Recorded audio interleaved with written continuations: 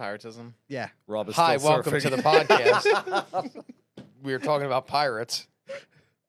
Among other things. But, yeah, among other things, but pirates seemed this is a weird start to a podcast. I just heard piracy and we were talking about pirates. What were you talking about with pirates? Oh boy. I don't want to Oh, get okay, into we can't get into it. Okay. All right, well, welcome to the podcast. Hi, Unusual Suspects. I'm joined by Brandon, Humberto, Viva Frei, and you. Frei? Fry, yeah. Fry. Last name's Fry Heights. What are you, I saw that you were labeled this week by the mainstream media and they put you on a list of no, that's not it. That's No, the that's Epstein list. He's not on that. He's not on that list, Connor. That's me in the blue circle of called out Trump specifically. Right Oh, it is you. Yeah, well, Okay. dude, Oh, that's wow. me. When you like cut the perimeter around my hair, it kind of looks a little less manly than normal. Who put that? The New York Times. That's New York Times. Wow, so you're recognized as Trump insists the Epstein case is a hoax. Here's what his supporters say. Well, that's nice. They called you a supporter. It wasn't called me a like supporter. far right, fascist, loving. Let me see. Yeah, they called me an influencer who goes by the handle Viva Frei. The Rolling Stone had a full, when they ran with a similar article, they had a full paragraph on it. But Do you I wonder what frame Elon something Musk. like that? No, Elon Musk. What did he have to do to be placed right next to me? And What- Roseanne Barr? Those also, those who call him love out personally, Roseanne. Elon Musk and David Frei, the most powerful, richest man on earth, and some schnook from Canada. Very weird, but yes, it's very Oh, flattering. you're in some good company. Yeah. There's Alex Jones in there. You mentioned Cernovich, Chad Roseanne. Prather. Cernovich. No, Roseanne. Like when Roseanne has to tweet, "Read the damn room, President Trump," then you know someone's got to read the damn room. Like Roseanne Barr is. I mean, I think we're all quite loyal supporters, which means that you criticize when you think criticism is warranted. But when Roseanne Barr's criticizing, I have a really funny story about her. Like my last cigarette ever was with her. She finished the podcast and she goes like, "Do you smoke, kid?" I just kept quiet. Come with me. So we went to the back and she's like, "Have a cigarette, kid." And I had a cigarette with her. But don't smoke. It's really bad for you. All right? We watched. Were you with us? I think you were. We were backstage at Oh, yeah, Turning Point. Turning Point USA, where Roseanne went on stage. And I love Roseanne. I love the show. I didn't think she should have gotten fired from the ABC version when they relaunched it. I didn't think that was right, but it is what it is. We watched her go on stage, and she had brought up an iPad, but she couldn't get the iPad unlocked. And so she was stuck on stage, and she's supposed to give a 15-minute speech, and she doesn't know what to say, so she just started yelling things. And it was the crowd like, "Obama!" And I'm like, what is going on? And you could see her struggling to get it, because she's an older woman. She doesn't know how technology works. It was so uncomfortable. And meanwhile, the people at Turning Point were very supportive. She was like, "Obama," and they were like, "Yeah, fuck him," and and it was a great speech. Had you not known that she couldn't get the iPad unlocked, you would have just thought that that's what her planned speech was. But it was very interesting to watch the inside, like the behind the scenes of Roseanne Barr. Yeah. Oh, yeah. It was right after the greatest speech, too. I forgot who was before her, but like it was a... Was it Tucker? It was a really weird. Those CPAC conventions, Turning Point USA, are very interesting because it's a mix of people. It's like you have Tucker Carlson, he comes out and he gives a great speech, and then it's Mike Lindell with his pillows, and I'm like, where am I? None of this makes sense. I've never been to those. I've never met Roseanne either, but she does strike me as being an awesome person. And I dare say, like, people who age well, I think spiritually, it's an indication of where they are spiritually, as opposed to those who age like I want to live Rosie life O'Donnell. like her. Like I want to live like her. Like she doesn't give a shit. No, you know what she did? Huh? She moved to Hawaii, created a peanut farm, and lives in like the largest parcel of land in Hawaii, I believe, is owned by her. It's amazing. What they did to her was the dirtiest thing on earth. Where I remember that whole thing when she tweeted out the balls. The Valerie Jarrett. The Valerie Jarrett. And like, I remember one of the tweets afterwards, it was like all in caps, "I thought the bitch was Jewish." I'm like, yeah, but she looks more like my mother than anybody else. And like, I understood what they did to her was dirty. And I've always been curious as to how someone like recovers from that type of, it is an injustice. I don't care what you thought of the joke. The joke, even if she meant it the way they said she meant it, should not have led to that. But I thought she was Jewish as well. Valerie Jarrett, that is. Right. I'm gonna reserve comment. You know what? Yeah. No, I'm gonna say it. I gotta be honest. I don't not see the resemblance between Valerie Jarrett and the Planet of the Monkeys of the Apes Cornelius. thing. I'm not. It's wow. not a racist thing. I'm not saying all black people are monkeys by any means. No, but when I look at her face has the same exact facial structure as the face of the character from the movie. That's why when that was going on, I'm like, I kind of see it. Does that make me a racist? No, because this is the thing. Like, my mother's favorite movie of like the series of all time was Planet of the Apes. We used to watch it when it was on VHS. We grew up saying that my mother always looked like Cornelius. and she would laugh at it because it's like at one point she had the same type of hairdo. She's got go to the one on the left. No, the one on the left, all the way. There you go with the short haircut. Zoom all the way in. That's the photo that I looked at and I went, "Oh, I kind of see it. I see like the jawline. She doesn't even look black. How is that racist?" We got to see the picture of Wait, Cornelius. she's supposed to be black? Yes, the whole reason that Roseanne got canceled was because she said she looked like the woman from the Planet of the Apes movie. And if you could, please pull up Cornelius. I didn't know that. God, this sounds awful. And there goes my congressional run. But I totally see. You got to put in Cornelius, the character in particular. Yeah. Cornelius used to talk like this in the show, and the masks were sort of like the original, not. Yeah.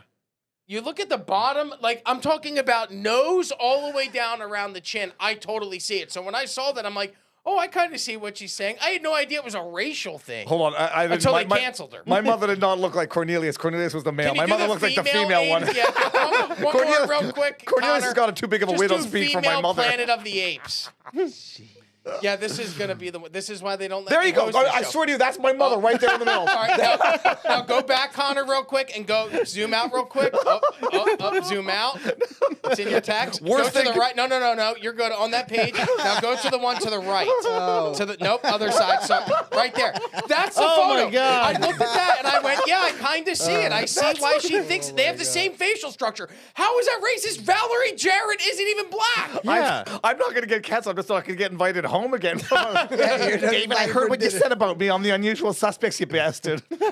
Well, this was fun. We should What just a end the strong podcast start. now. It's already going to get a strike. But anyway, so I like Roseanne. In summation, I do think that they did her dirty. I didn't see the racist angle that they had there. I did see the comparison. And then they canceled her. They killed her on her own TV show that she created, wrote, directed, and starred in. For a decade, it was the longest running show on ABC, was one of the highest grossing sitcoms in ABC. She paved the way for female comedians to be on TV. There wouldn't have been an Ellen without Roseanne Barr. There wouldn't have been a Chelsea Handler without a Roseanne Barr. Maybe that's a good thing. Yeah, maybe that's a fair. You know what? Disservice. But all of these women actually got their careers in entertainment, in comedy, and made their way to TV because Roseanne Barr paved the way, and you're right, they did her dirty. Oh, yeah. Don't forget John Rivers. I'm just going to... John Rivers. Joan Rivers. I thought you said John Ritter. He said John from Three's Company. John Rivers. But then Obama took her out. That's true. If you ever look, there is a video of her telling TMZ like a week before she died that Michelle Obama was a man and Barack Obama was gay. And then literally a week later, Joan Rivers, who underwent more plastic surgery than any human on Earth. She had more plastic in her than the ocean has plastic floating in it. Microplastic. Yeah, Let's go macroplastic. Exactly. And then she dies during a cosmetic procedure. She was elderly or older at the time, but It was weird. a few months later. And was also, I'm so- just going to take she- this. I'm going to she take was this moment to actually apologize to my mother. Mom, I love you.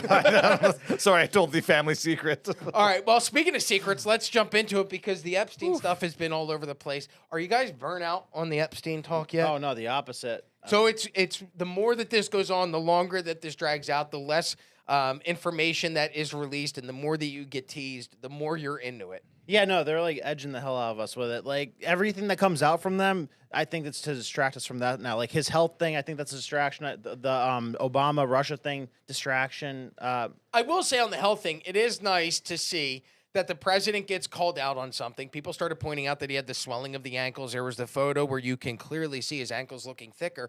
And rather than try and cover it up or lie to us or call it cheap fakes or try and gaslight us, the administration came out and goes, look, he's got deep vein thrombosis or whatever. It's not deep vein thrombosis. That would be Sorry. bad. Okay. I think it's just like just collecting a fluid. It happens to me. Like sometimes, when your socks are on and if you've been exercising Or it's, flying. At least they've addressed it, and don't deny it. Although it's tough to deny a photo, but it's a non-issue despite people's death wishes. Think about all the times that they've like withheld stuff like that, or he's like, oh yeah, my doctor said I had the most perfect physical ever. I'm in perfect physical health. So he hates like portraying weakness at all, but now he lets it out because he's coming out. he might be involved with Epstein. And Yeah, but whatnot. I'd rather them come out and tell us, hey, he's got this medical condition than do what they did for the past 5 years and continue to do right now when it comes to Joe Biden's cognitive decline. You see the chief of staff for Joe Biden, Anthony Bernal, going up and claiming the fifth, pleading the fifth. You've seen people from the administration pleading the fifth and not admitting to what was going on behind the scenes when it came to Biden's cognitive decline. And then you see Tucker, and we'll play Hunter comes out this week and says, he was tired because of Ambien during the debate. No, Joe Biden has dementia. We all watched it. We called it. We talked about it for 4 years, and they lied to us and gaslit us and told us we were the crazy ones for thinking that. At least this administration goes, hey, he's got a medical condition. Here it is. It's rather common among people his age. It can be treated. It's not lethal, but that's what's going on. I prefer that over the bullshit that we dealt with for the past 4 years. Yeah. You know, Destiny came out, not to mention Destiny on this show, comes out and calls Trump a fat F-U-C-K. And I was like, the dude is 79 years old, looks very good, is in good mental fitness. Like, nobody's questioning that. Yeah. Like, people don't understand what life is. Nearing 80 years old, you're lucky to be alive. You've already outlived most people. But you're going to have issues. And so you're not going to look like Brad Pitt in Fight Club at 80 to be alive, playing golf, cognitively able, fit. He's a mark of success of health. And for this Destiny marshmallow boy to call him a fat F-U-C-K, that one put me over Not the the edge only that night. person to do that, Connor. I just sent you a video. If you could pull this video up, we'll play this video as we jump into the story. But there's another conservative commentator who went on a rant about Donald Trump. Do you know who I'm talking about? Who? I see him on your screen. Oh, okay. Nick Fuentes. So I just sent Connor the video. Connor, if you could pull this up real quick and play this. So Nick Fuentes was upset about the Epstein files as well, and he went off on Trump. In fact, we have Laura Loomer on the podcast. I believe it went out this morning, correct? The Laura Loomer episode with PBD, where she calls out. So if you have not watched it, go and watch today's PBD podcast with Laura Loomer. It's out now. But Laura Loomer gets into all of the people who were pro-Trump 2016 to the Epstein files, and then the people that have shifted post-Epstein files tease to now. And she goes all in about how these people owe their careers to Donald Trump. But here's Nick Fuentes. Here's what he had to say about Donald Trump when it comes to the Epstein files. I believe this was last week. And now he says, if you're not on board with the Epstein cover-up, I don't want your support. You're a weakling. Fuck you. Fuck you. You suck. You are fat. You are a joke. You are stupid. You are not funny. You are not as smart as you think you are. You are, and honestly, and if you watch my show, you know I've been very critical. I've never been this far. This just goes to show this entire thing has been a scam. When we look back on the history of populism in America, we are going to look back on the MAGA movement as the biggest scam in American history. And the liberals were right. The MAGA supporters were had. They were. When we look back in history, we will see Trump as a scam artist who served as a vehicle for this rather than the other way around. We were not the vehicle for Trump. Trump was the vehicle for all of us. Brandon, your commentary. Yeah, no, I mean, I agree with like a good amount of what he's saying there. That like I think Trump has sold out to a degree to like the deep state to say, okay, I'll only go like 10% as hard as I was saying I was going to go, so that I could kind of appease you and you'll let me get by without trying to take me out or anything like that. Because I mean, I think we're kind of just They shot him in the face. I mean, They shot him in the face. yeah, so you would think he'd want to get back at them. I don't disagree. That's my biggest opposition to him right now is that he's not dismantling anything. Like, what big changes have we had? Like, we're basically staying in place, slightly fixing things, but there's no big sweeping home runs that he's had. There's two things. First of all, for Nick Fuentes to call the president fat, I mean, I'm not joking. I don't think they'll let Trump go to a cage match. I would put money on Trump beating the crap out of Nick Fuentes in a UFC fight. Yeah, he's Set that tiny. aside. Like, it takes call someone fat when you're 110 pounds soaking wet. Maybe he's bigger. Have you ever? I've had the opportunity to shake the president's hand. Have you ever shook? No. I've introduced him in Mar-a-Lago, but I've never made physical contact with the president. So okay, don't say it like that. Sorry, we all can't be in the New York Times and Rolling Stone, David. No, but when he came in for the PBD podcast afterwards, he came up and shook my hand. It wasn't like I went to him to shake his hand. I was just in the room pulling up clips on the computer during the episode. He liked one of the charts that I pulled up, came up, pulled me in, and he did the Trump pull. I have a video of it because it was filmed off, and it's one of the highlights of my career. career. But he does the pool. And so when you see the pool, like, I always joke around like, oh, that's funny. People play into it. No, it's real.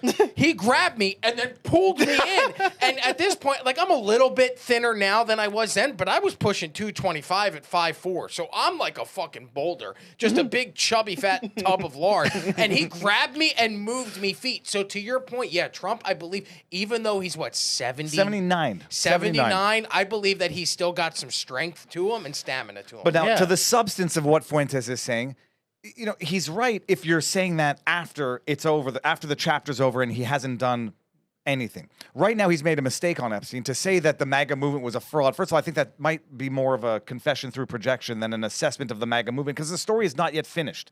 This has been an abject failure, the rollout of the Epstein debacle. I think he's trying to right that ship right now. Pam Bondi seems to be on the right track to make amends for the errors that have been made. But to say that the movement was a fraud and he hasn't done, he's 6 months into his second term. If nothing has changed in the next 3.5 years, then I'll go with the conclusion. He failed at delivering what he said he was going to deliver. But it's premature now. You put the pressure on when he's making a mistake. But that might be just a little sensational. I think they're being too hard on Trump, all right? I mean, I'm sick and tired of the whole Epstein thing, but at the same time, I think it's a moral obligation to keep the pressure up. Like, I think it's on all of us that have access to a camera to not let this go, all right? I think my buddy here, it's not my buddy, Nick Fuentes, is going way too far. Calling the president fat, it's not even, it doesn't do anything for the conversation, you know? Like, it doesn't push anything.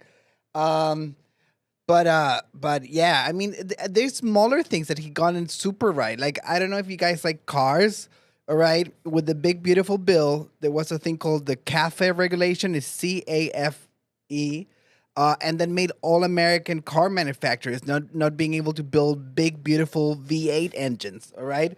Because they had a quota of how many, like, gas guzzlers they can build to, like, economy cars. So probably in the next year and the next 2 years, we're going to see American muscle come back full force. I love American muscle. I love that he changed the straws in McDonald's, things that actually affect my life, you know. He is out there looking for the children. 300,000 children are missing. They already got 10,000 back. That's a big win. I think what he's doing on immigration, especially in Minnesota, like I went there 2-3 weeks ago. I thought I booked a ticket to the Middle East, not the Midwest. It was unbelievable.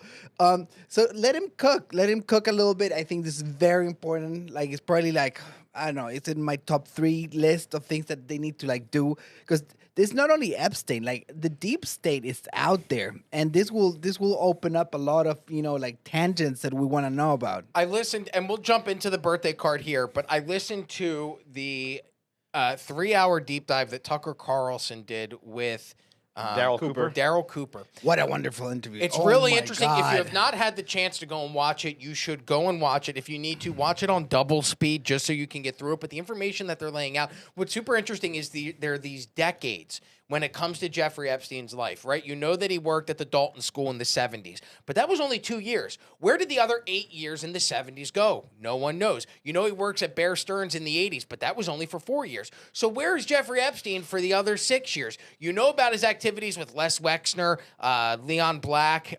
Who else gave him money? Mossad. And we'll get into that. But so you know that there's these activities in the 90s, but you're leaving all of this time frame unaccounted for where Jeffrey Epstein is. Like my professional resume, 2008, working in radio in Philadelphia. 2009, working in radio in Atlantic City. 2010 through 14, working in radio in Tampa Bay, Florida. 2016 to 17, working in Tampa still, different radio station. 2017 to 2019, working in Cape Coral, Fort Myers. 2019, 2020, pandemic, I'm working remote from Harrisburg, Pennsylvania. 2021 to 2024, I'm here with PBD. I know where I've been every single year over my professional career. Nobody knows where Jeffrey Epstein has been for chunks of decades of his life. What Daryl Cooper does really well is he doesn't pinpoint where Jeffrey Epstein is, but he pinpoints who Jeffrey Epstein meets along the way and the activities that those people are involved in during those time frames, and you can piece together what Jeffrey Epstein may have been involved in based on what his associates were doing and where they were. Like, there's ties to, like, I never knew about Robert Maxwell helping get the arms from Israel to dude, Iran you're during a virgin when it I comes know, to this. but I had no Contra. idea that that's how Jeffrey Epstein actually met Ghislaine Maxwell's father, was because they needed someone to quietly move the money. Yeah. And so that's how he got involved in all of these arms trades. So you start looking at it and you go, okay, so I can't pinpoint that Jeffrey Epstein was here, but I know that Robert Maxwell was here. He knew Robert Maxwell from somebody from the CIA that he had met a few years earlier. So you start to put the puzzle pieces together, and what you realize is they did that, the octopus murders. Did you see that documentary on Netflix where yeah. it was the guy that was trying to chase what he called the octopus? It was the deep state. Yeah. Oh, It has watched it, yeah. tentacles everywhere. And what you're starting to see as you're listening to this interview is Jeffrey Epstein's touching everything. He's touching international arms money. He's touching Les Wexner, who was the biggest retail clother in the United States at the time. And he takes control of that guy's entire fortune. So you start looking at it. So again, go back and listen to this. But it's really, really well done how they start to lay out the history of Jeffrey Epstein as opposed to the sensational stuff. His ties to Trump, his ties to Bill Clinton. No, it's the actual ties that matter that led him or created the avenue for him to be able to be in these powers of positions with powerful people. Yeah, I did an interview with Mike Benz about a week and a half ago. Who goes? We had an hour and a half, went into the deep dive. But like acquiring the retail clothing is one thing. The shipping that goes in with retail clothing is the more relevant part. Acquiring an airline that had ties to CIA. The issue with Epstein, which might be what a lot of people are saying, is it might not have been blackmail sex videos of prominent politicians. It might be that intelligence knew what he was up to, covered it up because they were using him for their intelligence purposes, or worse, facilitated his disgusting perversions to keep using him for useful purposes for the intelligence. When Benz is explaining that in all of this, like, it's nice to ask the FBI what they have on Epstein. Ask the CIA what they have on Epstein. Why haven't they run a name check on Epstein in intelligence databases, not just in FBI databases? Ooh. So and they haven't done that yet. So like, go check out my interview with Mike Benz on Viva Frei. But it was enlightening. But there's a reason why they don't do that, and that's what I learned through the Daryl Cooper interview. Was they talk about when Jeffrey Epstein was raided in 2008 here in Palm Beach, Florida. He was tipped off by the local authorities, and they were able to move his computers out of the home. You would think that they still know where the computers are, but they never actually went and investigated the computers. And what Daryl Cooper talks about is that there was actual, like, instead of collecting evidence, there was the actual, hey, let's not collect that evidence because we don't want to know what's in there because we don't want a paper trail of it ever leading back. So they actually did the opposite of gathering intel. They did a cover-up of the intel so that they wouldn't have any of the stuff publicly in their records at any point. So it's plausible deniability. No, we didn't know that. We didn't check that. If you're going to investigate a guy or you're going after a guy that has 40 corroborating witnesses who claim that he's procuring underage prostitutes for back massages in his home, do you think that guy probably dabbles in kiddie porn? I'm going to lean on the side of yes, he does. To not go and confiscate his devices and search through them, that was a conscious decision on the intelligence communities to not investigate Jeffrey Epstein. Yeah, limited warrants, massive NPAs, non-prosecution agreements, or immunities for unindicted conspirators, known and unknown, unindicted co-conspirators, known and unknown. And the question was, why was Acosta's investigation so limited to that? Why were the warrants so limited to that? And why was he told, leave the guy alone, he's intelligence? Did you know that Jeffrey Epstein's lawyer who signed the sweetheart deal, did you guys see this yesterday, Roy Black? No. The 80-year-old attorney who got the sweetheart deal with Alexander Acosta that got Jeffrey Epstein that weird home confinement where he'd have to report to jail for like 6 hours a day, and he had his own cell, and he could leave and go back to his home and work, and he'd have to spend one full day in jail a week. That attorney died. Yesterday? Yesterday. Come on. Yesterday, right? Newsweek. Jeffrey Epstein's former attorney who secured plea deal dead at 80 4 hours ago from Newsweek. Oh, my God. What the fuck are we? So it becomes, there's all these weird things, and we'll get into Ghislaine Maxwell. Let's jump into the birthday card because Connor worked really hard on this presentation, and I hate to ignore it. We've been doing the podcast for 20 minutes, haven't gone to one slide. It's a good story. It's a good story. The best story. Let's hear this. Jeffrey Epstein, this is from the Wall Street Journal.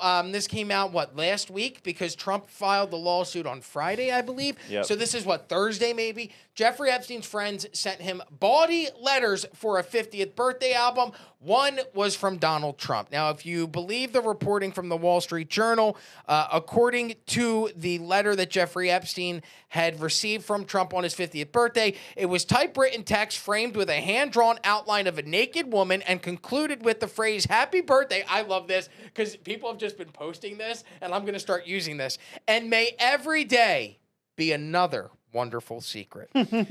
Does that sound like Trump to you guys? First of all, let's go around the room. Do you guys give any credence to this letter? Do you believe this letter existed? Do you believe that the Wall Street Journal is accurately reporting that Trump wrote this letter? Oh man, I think it'd be a big risk for them to put it out without $10 billion risk, because that's what he's suing them for. Yeah, so I think it's like 30% odds that's real.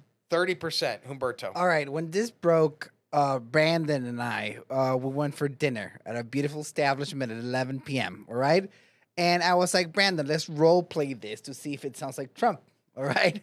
So Brandon took Epstein and I took Trump, and we read it, and it doesn't really sound like Trump, you know? Plus, I don't know, this guy, Rupert Murdoch, has all the motives to, like, put this thing out there. They never been friends, all right? He hated him so much that allegedly... Connor, I'm going to send you a clip. Keep going. He offered Tucker, you know, a chance at the presidency. He was saying he was going to bankroll him. I'm going to send you that clip as well. Oh, you Connor. have the clip? Yes. So it's very weird. It's very easy to manufacture. So like I'm at 1% just because of the legal liability. The question is whether or not the document exists. Like, is there a That's the document thing. that looks like that? Okay, fine. It probably exists. Is Show it it. real that something Trump actually wrote? I have zero. I don't believe it for a second. First of all, even if it were published in 2003 or was from a birthday in 2003, a 18 binder for his years. birth, 5 years before the sweetheart plea deal, before whether or not anybody knew of Epstein's pedophilic criminal activity beforehand, you can assume people did, but you don't know that. Before any criminal conviction, even if it's true, it's nothing.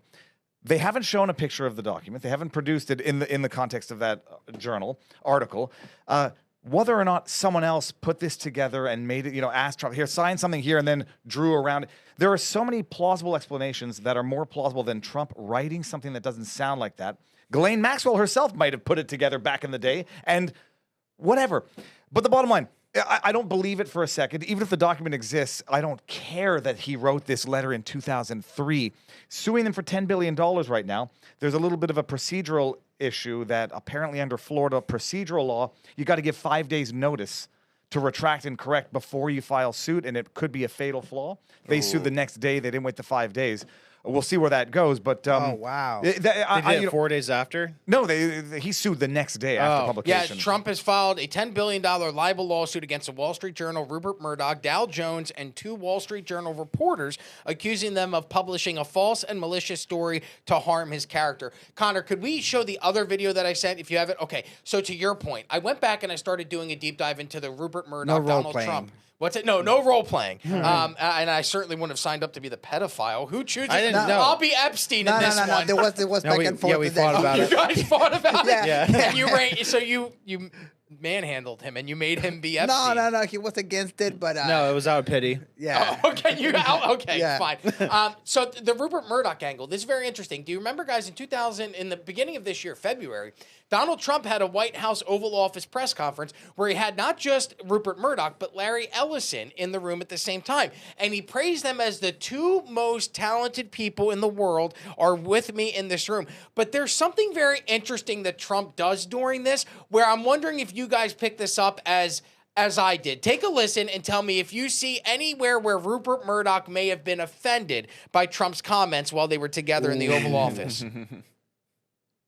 Bringing in the most talented people in the world. By the way, we just unrelated, but we have 2 of the most talented people in the world, the legendary Rupert Murdoch and Larry Ellison. So they are 2 legends in business, publishing, and probably every other. Rupert is, Larry, pretty much in a class by himself, right? I mean, although you may have a couple of bucks more, I don't know, but Rupert is in a class by himself. He's an amazing guy, and Larry is Larry. Larry's one of the most serious players anywhere in the world. So We can cut it there. It's an honor to have you. This has. What I took away from that was when he said, "You may have some money, but Larry Ellison's got a little bit more." Is that a shot? Did anybody else pick that up, or am I just reading too much into it? Nah. Because when you're in these billionaire circles, I wonder if, like, I'm not in those circles. I don't know. But is it like a pissing contest? Oh, this guy's got more money than me. Well, I've got more assets than you. Do they give a shit? Or do you make so much money you don't give a fuck what anybody else It's like 10x more, though, with those two. It's like 20 versus 200. Larry versus Rupert Murdoch? Yeah. And Larry Ellison's worth more? Yeah, because like 200 billion. Well, Rogan always talks about how, like, in that milieu, it is a question of, like, oh, he's got $5 billion in a nice yacht, and I've only got $1 billion in a $300 million yacht. So I could see that as being the slight, not one that would warrant this. Like, first of all, Rupert Murdoch has never been a Trump fan, so the fact that there's a moment of support there, I wouldn't make much of it. But the bottom line, $10 billion. They ran with that story. The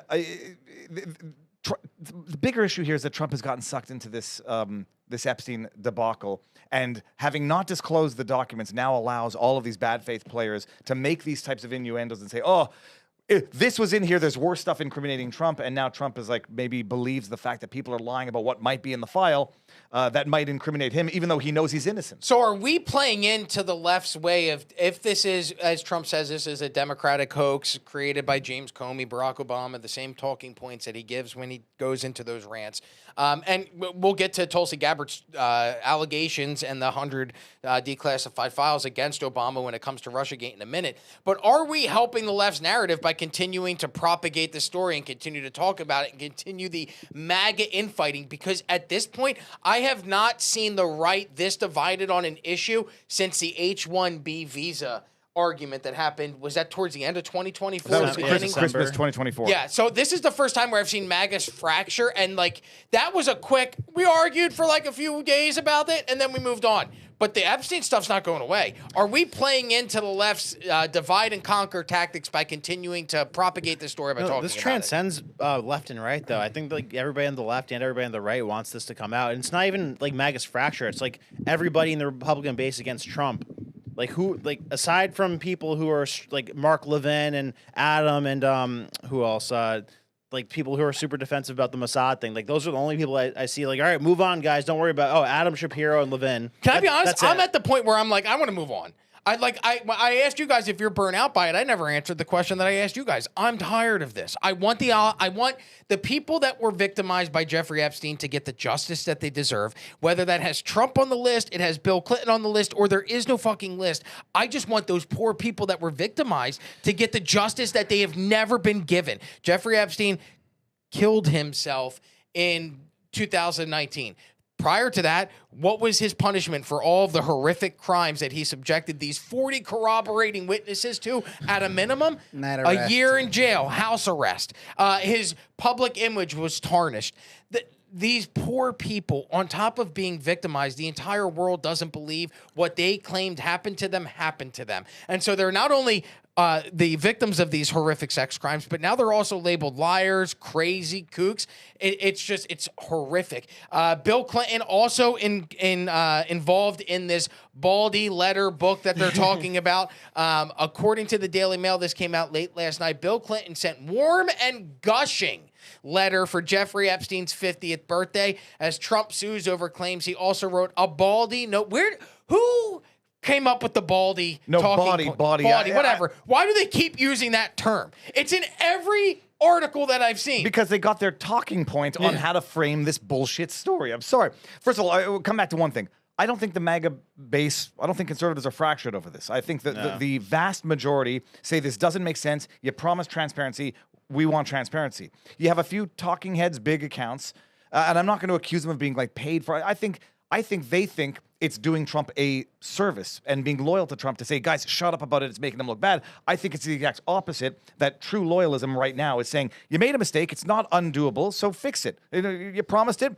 I sincerely think Trump has been wrongly convinced that there has been falsified evidence that's going to incriminate him in the file because he knows that he's innocent.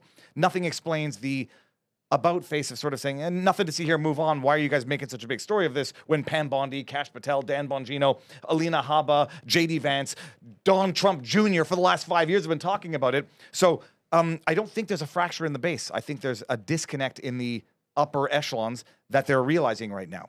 That was the end of that thought. No. I agree with him. That's the difference between friendship between men and women and women. All right, man friendship. If your girlfriend breaks up with you, your friend will go like, "Hey, you're a fucking slob. Go to the gym, get your money right. It's all your fucking fault because you're a fucking loser." That's like what a good friend will tell you. All right. Girls, when they break up, You're saying if you get broken up with? yeah, if you get broken up with, if you get dumped, all right? Yeah. A good friend will tell you you're a fucking slob, you're 800 pounds, just get your shit together and you're going to find another baddie, all right?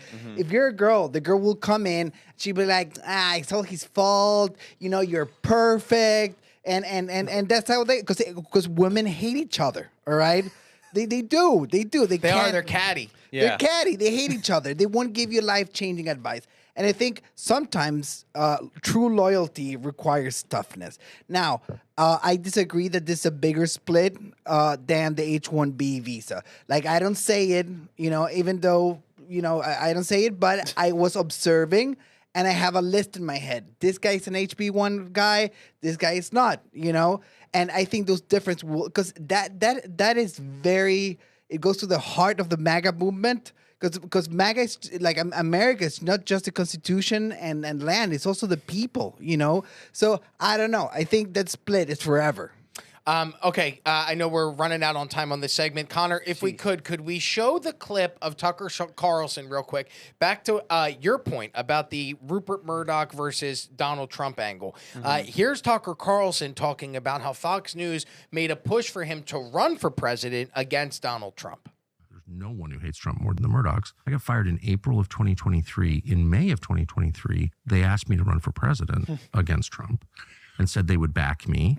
Obviously, I'm not running for any, I would never get elected anyway. Plus, I like Trump. I mean, the funny thing is, I actually genuinely, I get frustrated. I'm frustrated now. So hold on. I'm sorry. Trump. You just said that and they asked you to run for president against Trump, the Murdochs. Yeah. Because they hate Trump. Lachlan Murdoch said, you should run for president. We'll back you. The whole thing, the whole Fox News apparatus. And not just Fox, but, Wall Street Journal. All of their Post, papers, Times of everything. London. Absolutely, yeah, we'll back you. And that came right from... You should do that. I was already gone. They'd already canceled my show. I was still under contract, but they canceled my show. You should run. We support you. You should run. We want to stop Trump. Yeah, well, he was running. I mean, it's the same Fox News that called Arizona for Biden, I think, if I'm not misremembering it. Yeah. It's the same Fox News that paid $787 million to Dominion, settling that $1.2 billion lawsuit. That looked like money laundering to me and not a bona fide settlement. Encouraging Tucker to run against Trump, split the MAGA base. Who would that help? Not conservatives. Yeah. Here's a clip real quick of Alex Jones and Tim Dillon, where Tim Dillon talks about an interesting revelation that J.D. Vance gave him while they were having dinner. It's weird to me that J.D. Vance is having dinner with Tim Dillon. Is that odd to anybody else? No, the vice president of the United States is sitting down with, and I love Tim Dillon. Yeah. A guy that tells dick jokes. Apparently elaborate dick jokes and conspiracy dick jokes. And Cash, too, apparently. Cash was there as well? Tim ratted him out. He said he was afraid they were going to have Indian food when they were having dinner. That's highly racist and offensive. And I laugh at the absurdity of it, not the joke that was made. But we're going to play this because I do want to get into quickly the Department of Justice and what they're doing with Ghislaine Maxwell. How crisp it looks, like Alex. Yes. Remote. It's beautiful. Is that the same Alex Jones that we met when he came on the program 2 years ago? It Or is can't this be. a Look at different his version two. This is jaws version more three. chiseled. It's version 3. Wait, you think it's a different Alex Jones too? Absolutely not. Oh, okay, I didn't say. Oh, You man. say absolutely not, but these guys I thought actually you were do. my camp. Yeah, we're number actually, 3. I actually think anybody who seriously thinks that is, crazy. Come on. There, I Thank said you. it. I'm crazy. I don't think you're crazy. I just do not believe in that. I don't believe Epstein's alive. I don't believe. Come on. I don't believe there are 6 versions of Joe Biden. I don't believe Fetterman is a different person. I believe there's multiple versions of Trump. No, they necessarily use body doubles like they've always used throughout history. But Alex Jones is the same Alex Jones. He just happens to have aged better, much like Roseanne Barr. It's not everybody who actually gets better looking the older they get. Well, I think isn't what keeps the elites young Yes. Adrenochrome. Alex Jones on adrenochrome? He must be. Or Ozempic. Which is it? Because it could be either one. Here's Tim Dillon talking about the revelation that J.D. Vance gave him at dinner. I just want to add, when Bondi said we have 10,000 hours of video, she said we have 10,000 hours of video. I had dinner last week with the vice president. He told me that was commercial pornography they do not have videos of any powerful person in a compromising position. That's the party line that they're going with. If that's the case, why would Pam Bondi call it evidence? Why would she say it's evidence? She's not an idiot. She's the attorney general. Why would she say she has files on her desk if none of these implicated anybody? It just feels like they're covering something for sure, 100%. And I feel like they're telling a story, and the story doesn't make any sense. What the hell was that? He's having a cigarette. Is he vaping? I love No, the that's not sunglasses, vaping. by the That's way. a cigarette. I've never seen him do that I didn't before. know Alex Jones smokes. Oh, well, the new one does. The old one didn't. I love that he wears glasses like that. I'm going to start doing that. Yeah. Stunner shades. That's Hollywood, baby. There's a part of this where it's show business. You got to lean into the show business. Here's Mike. Pronounce the last name? Cernovich. He made it onto the list of Jews on the internet, despite him and Luke Let's Rutkowski. stop Despite keeping lists of Jews. I don't think He's that's not- ever worked out in history. Cernovich. The irony is that Cernovich and Rutkowski made the list with the Shapiros, with the Vivas, and the others. They're not Jewish. They're actually quite Polish. I respect what he has to say here. This is kind of leaning into my whole point about this entire thing, where they talk about, well, we can't release the emails or we can't release the Epstein list because Epstein did business with a lot of people, and there might be people that did business with Epstein that weren't implicated in these horrific sex crimes. For me, I don't care. I don't care if you were involved or not. I want to know who his associates are. I want to know why they were meeting with him. And then those people should have to answer for why they had a relationship with a pedophile. Now, I give more lenience to the people that were friendly and doing business with Jeffrey Epstein prior to his 2008 conviction. But anybody that associated with Jeffrey Epstein, Ehud Barak, Prince Andrew, who were photographed leaving Epstein's apartment, being with Epstein post-conviction, those people are the ones who have to answer for their relationship with him. But here's what Cernovich had to say. You mispronounced his We name. have Podesta's emails. I want every email from Epstein. Why not? Why not? Oh, it might embarrass people. I don't care. Don't care. We don't care now anymore. We're done. And I want his every email he ever sent. I want that out. I want every financial transaction sent. I want it. I want to know. Embarrass the people? Sure. There are probably people who didn't know who he was or that were just doing normal business. You know, I've invested in companies before. Who knows? Right? But one company might have a bad guy you don't know about, but you just whatever. Sorry, we don't get to play these little games anymore. It's the Epstein matter. I want to see every transaction, every wire transaction to and from, and then if it embarrasses people, great. Then you can just explain yourself, right? You have emails from Epstein, great. You can just explain yourself. That's fine. We're beyond giving people all this time to go through everything to protect everybody's feelings. No, we don't have time anymore. Yeah. He's right, but the explanation doesn't make sense. The black book is out. We know people are in the black book who were not up to no good. We know who went to Diddy parties and it carried the exact same sort of social disease. Like, oh, you went to a Diddy party, you must have been doing some freaky deaky freak offs. Everyone who went to Epstein's island, the public is entitled to know who they were, and they can defend themselves. And if it's good faith error that they went there and didn't know what was going on, fine. But the idea that you don't want to embarrass them when, under other circumstances, the names, A, are already out. Everyone in that black book is already out. B, everyone was tying who went to P. Diddy parties for the exact same type of public ridicule. The explanation doesn't make sense except for reasons of nefariousness, cover-ups. Do you guys want, when I listened to the Daryl Cooper interview, what Daryl Cooper said is people think that there's some safe that has a list of all of Jeffrey Epstein's clients' names, and the FBI is going to crack that safe, and then they're going to open up the safe, they're going to pull out the list, and then they're going to publish it for the world to see. And he goes, that doesn't exist. That's not how it's going to happen. Do you guys want the actual associates, whether they were implicated in child trafficking crimes or not? Do you think those names should be made public and their relationships with Jeffrey Epstein be brought to the public's attention so the public can demand answers from those people? Or do you think that we do need to protect individuals who had relationships with Epstein that may have not been nefarious in activities, but they just had a relationship with him? You Yeah, want no. the names out or no? Yeah, no, definitely, because I think we need to know like who has like influence over them because of this stuff. And Nick Bryant, the guy who did release the list in 2015, you know who I'm talking about? Yeah. So he made some like really crazy claims about Trump based on what Trump's biographer said. So like I still am stuck on like what Trump might be implicated with, because like they're saying stuff about Trump with 14-year-olds. Don't know if that's true, but like how would the nation react to that? And like how could Trump be being influenced if that's true and somebody's holding that over his head? Humberto. This is how I will do it, and we'll get some great television out of it. Release everything, and then have a live event. Wonderful. Trump sitting there. You have a podium. And if you got shit splash in an unfair way, you get 1 minute to explain yourself. We put everyone in line. We vet them with the DOJ. They have a file, because all the slam dunks, they need to go straight to jail, all right? But the ones that are like on the gray area, they get 1 minute to stand on the podium and like, oh, I didn't know he was like this, like that. I got involved because of this.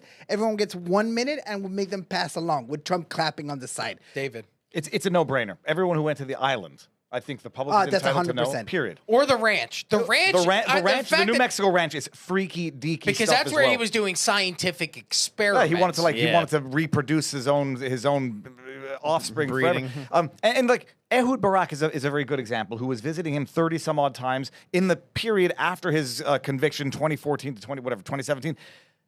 And then his excuse is he was investing in a company that was involved in live streaming and geolocation. Carbine. Yeah, and invested $1 million, but we didn't know about his criminal activities. Horse crap. The former prime minister of Israel is not doing background checks on everybody he's going to visit in his private Manhattan apartment. It's implausible. Prince Andrew, it's implausible. And so at this point in time, nobody's going to view protect the innocent who might have had an indirect, unwitting association with Epstein from there were people on that list and weren't the list. There were people who went to the island, people who invested with Epstein, people who had business dealings with Epstein, were entitled to know. Howard Lutnick, standing behind Trump in one of those videos, bought a property from Epstein. Did he buy it from Epstein? He was his neighbor. It was his direct neighbor, but I think Epstein either helped him sell it or whatever.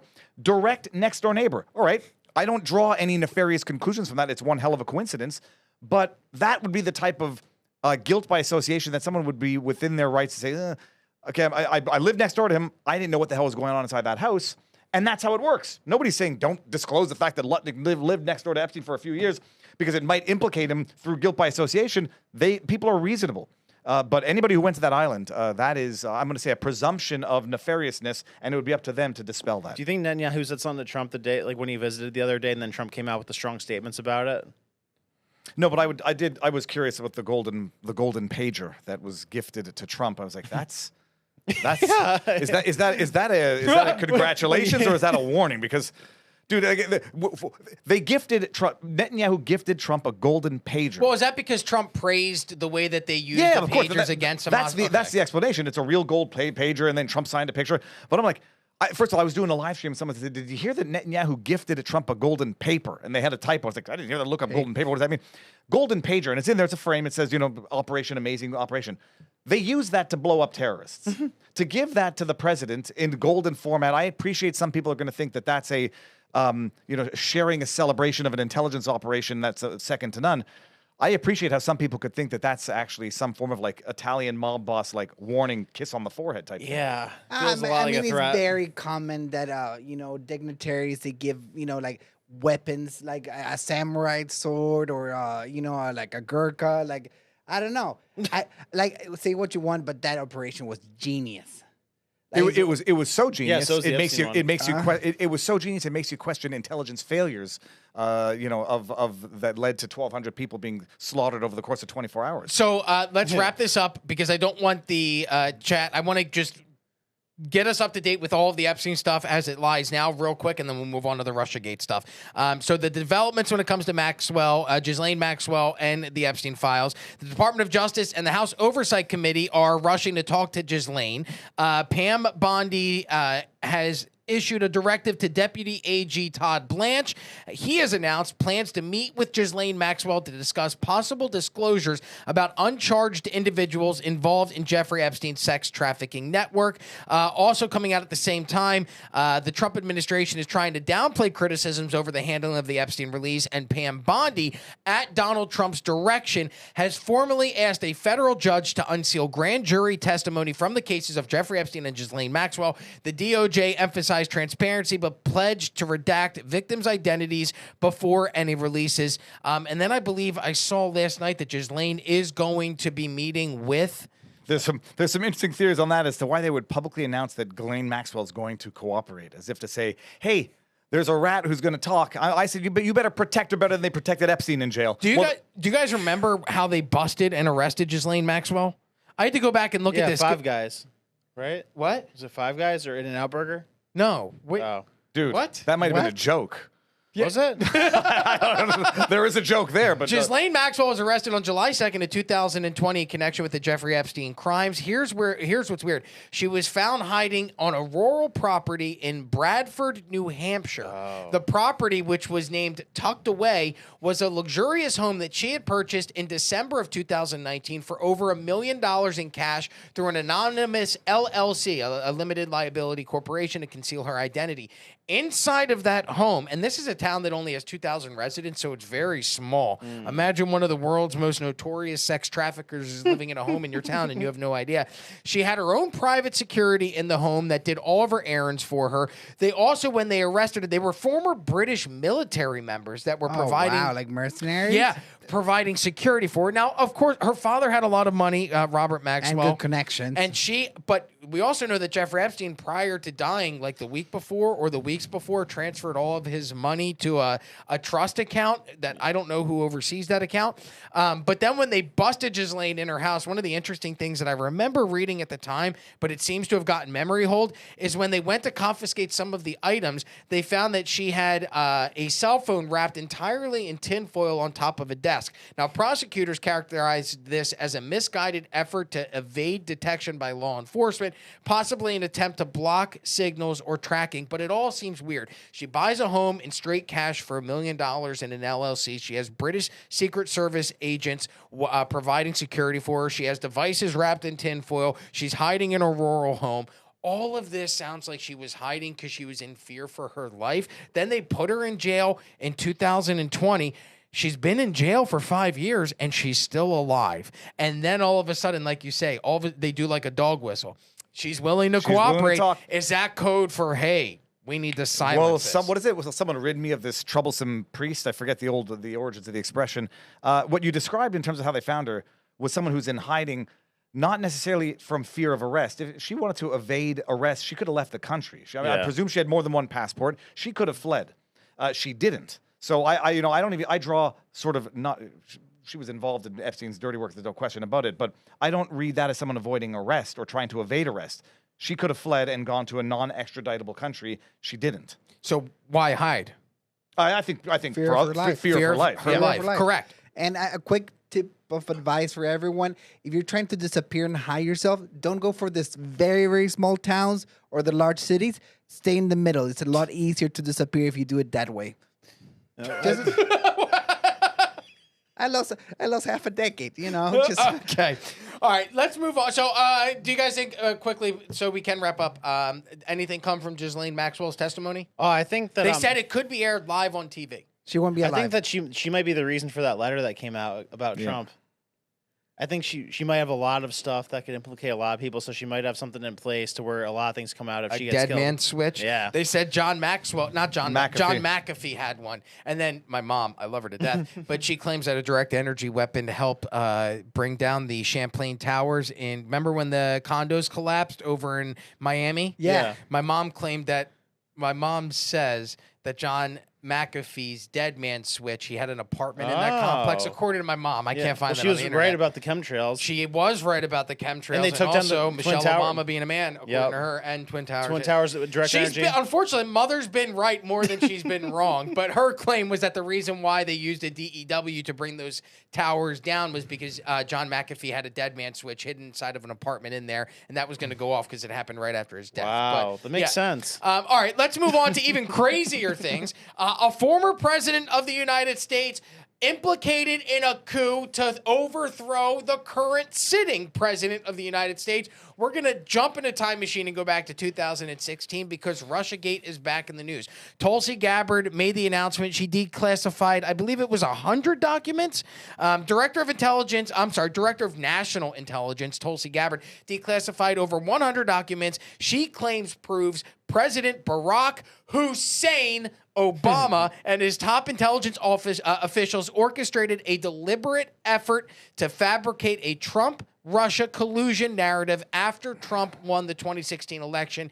Here's Tulsi Gabbard. I believe she was on with Sean Hannity. This is from Friday, which is interesting.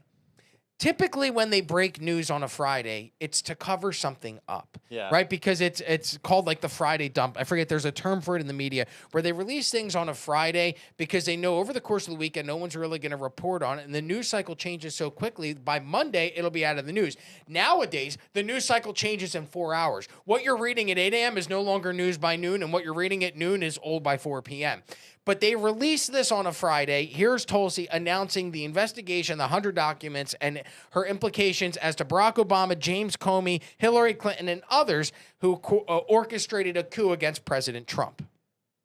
Leading up to the November 2016 election, the intelligence community agreed that there was no intelligence that reflected that Russia was trying to hack the election in favor of either candidate.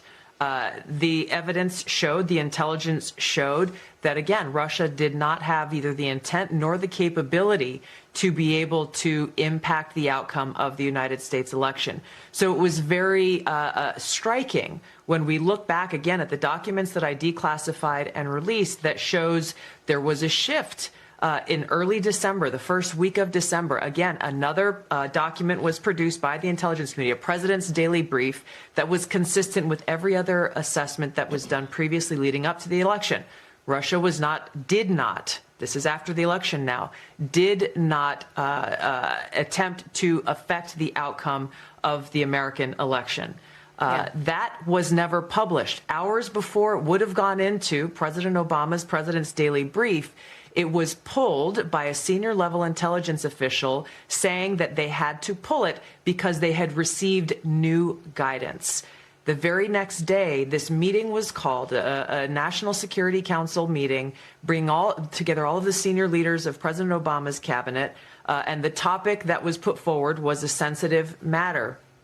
The tasks that came out of that meeting was coming from President Obama directing the intelligence community, then Obama's ODNI director Clapper, to produce a document, to produce an intelligence assessment that detailed not if, but how Moscow affected the outcome of the election that had already occurred, electing Donald Trump to the presidency. This document that they published in January of 2017 was the foundational groundwork that they continued to reference over and over and over again to enact this years-long coup against President. And it worked, especially the media narratives, because I was a guy that voted for Biden in 2020 based on the assumption that Donald Trump was a state agent of Russia, because I was inundated with propaganda for 4 fucking years, where they continued to get on TV and lie and go, Donald Trump is compromised. I remember there was the PP tape that they said existed. I remember where they said that he was trying to leverage his relationship with Putin to build a Trump tower in Moscow. And I bought it all, hook, line, and fucking sinker. They fooled me. I'm a victim of propaganda. Yeah, because guess what? I worked in the liberal mainstream media. And And so I was getting my talking points, the news that I was consuming at the time. That's why I get it. I get how people can become Trump deranged. I understand it because it's people that aren't paying attention on a deeper level, which I wasn't. I'm not reading beyond the headlines. I'm taking what the news is telling me, and I'm taking it verbatim. What they're telling me is the truth. They're the news. When Donald Trump said, that's fake news, I went, well, the news can't be fake. By definition, it's the news. It's reporting the facts. But what I have learned, the full 180 that I have done in the past 8 years is I went from, man, Donald Trump's crazy and the news is real to I don't know what's real, and Donald Trump was right. And part of that was the Russian collusion. Now, I'm able to step back and take a look and go, okay, they were lying. Just like they were lying about COVID, they were lying about the vaccine mandates, just like they were lying about the efficacy of the vaccine itself. Just one instance of another comparison in which the mainstream media was caught lying to me, and I believed it at the time. I now can step back and go, they're all full of shit, every single one of them. And so if this is the case, do you guys believe that this is treasonous? Do you believe this is seditious? Do you believe that Barack Obama or any of the players involved in the Russiagate hoax will ever see any type of criminal charges or any type of jail time? Because Trump's out there tweeting out AI videos of Obama getting arrested in the Oval Office. He's also tweeting photos of James Comey, Hillary Clinton, and others in orange jumpsuits after getting arrested. So Trump is, I know there's that troll portion of him that gets off on doing that, but I'm hoping that there is some sort of truth to holding those accountable who perpetrated these crimes against not only the sitting president but the United States of America. But what do you guys think? Well, yeah, they're part of that network that is like constantly trying to take him down, like Comey, Brennan, Clapper, Hillary. Like that's like the biggest thing I'm pissed off at Trump about is he's not going at that network with full force, trying to take it out, because that's the thing we have a small window of time to do, because those are the people who kind of pull the strings with this whole thing. I mean, yes, this thing was released to distract from the Epstein thing, but I'll forgive that if he actually goes at these people. But if he doesn't go at them, then I'm going to be even more upset than I was about the Epstein thing, because like it's like, how stupid do they think we are that they could just be like, oh, yeah, we're going to declassify this thing right now. It's just a coincidence that's at the time you're asking us to declassify something else. Like, fine, I'll look past that if you actually go ahead and do something about it. Declassified records and internal emails reveal that the widely discredited Steele dossier commissioned by Clinton campaign allies was used in crafting the 2017 ICA, that's the Intelligence Community Assessment, despite being dismissed by analysts as internet rumors. It was paid for by the DNC, financed by Mark Elias and that law firm. They knew it was bogus. They then fed it to the FBI, who leaked it to Yahoo so that the FBI could go and fabricate evidence before a secret FISA court and say, look, Yahoo News is reporting on this. Manufactured. This is disinformation laundering. People belong in jail. But just to come back to one thing you said, you know, they're dropping this as a distraction from the Epstein. Yeah. This is not my original thought. I got to give Robert Barnes, my partner-in-law, credit for this. His theory, and it's a good one, is that the Epstein debacle was actually the deep state distraction from this upcoming release. They didn't. This DNI dropping, declassification was not a week in the making. This was months in the making. And the theory being, if Trump is being misled internally to create this Epstein debacle, that has served as a distraction from this disclosure, which is earth-shattering, administration overturning corruption. I see. And so the idea you is like, see his distraction and you raise a distraction. Why attach them, though? Because it was weird to me how he was saying this is just like the Russia hoax. Because he's been convinced internally that people have falsified evidence within the Epstein file the way they falsified Crossfire Hurricane documents and Russiagate and all the other stuff. So he's being manipulated? Well, I think he's being misled internally. Why and by whom is a separate issue. But I think he's been misled as to what the public would believe if the Epstein files were released or what's actually in them right now. And he now apparently sincerely believes that there is falsified evidence in there that might look like it's implicating him. And what was the exhibit of that theory?